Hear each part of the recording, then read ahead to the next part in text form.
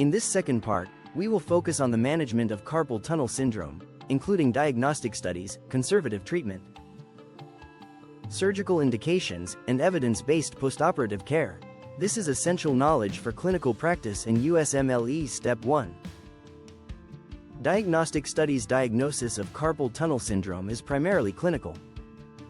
However, confirmatory testing includes nerve conduction studies and electromyography, which are typically requested at the specialist level.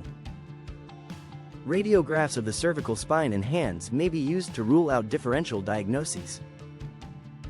According to current evidence, magnetic resonance imaging and upper limb neurodynamic testing are not recommended for routine diagnosis. The CTS-6 clinical diagnostic tool can be used as an alternative to routine electrodiagnostic or imaging studies, and this is supported by strong evidence. Treatment. Conservative management. First-line treatment includes wrist immobilization with a neutral position splint, especially at night, along with activity modification to avoid repetitive or exacerbating movements. Thermotherapy is also recommended, including warm water immersion for 20 minutes 3 times daily. Patients should avoid forceful wrist flexion and extension. Nonsteroidal anti-inflammatory drugs may be used for short-term pain control, although evidence for long-term benefit is limited.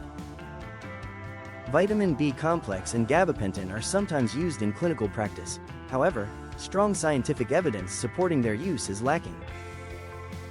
Corticosteroid injections may provide short-term symptom relief, but they do not offer long-term improvement. Non-operative treatments with limited or no long-term benefit. Evidence suggests that multiple non-operative treatments do not provide sustained benefit. These include therapeutic ultrasound, acupressure, insulin injection, heat therapy, magnet therapy, and nutritional supplementation. Additionally, oral diuretics, oral nonsteroidal anti-inflammatory drugs, oral anticonvulsants, and phonophoresis have not demonstrated superiority over placebo. Further evidence indicates that other non-operative treatments do not improve long-term patient-reported outcomes. These include oral corticosteroids, hyaluronic acid injection, platelet-rich plasma injection, hydrodissection, kinesiotaping, laser therapy, pelotherapy, perineural injection therapy, and topical treatments. Surgical management. Surgical decompression is indicated in patients with persistent symptoms lasting more than 3 to 6 months, progressive sensory or motor deficits, severe findings on electrodiagnostic studies, or failure of conservative treatment. There is no significant difference in patient-reported outcomes between mini-open carpal tunnel release and endoscopic carpal tunnel release techniques. Local anesthesia alone is sufficient for the procedure. Postoperative management. Postoperative pain management should include nonsteroidal anti-inflammatory drugs and acetaminophen. Tramadol may be considered as an alternative to opioids.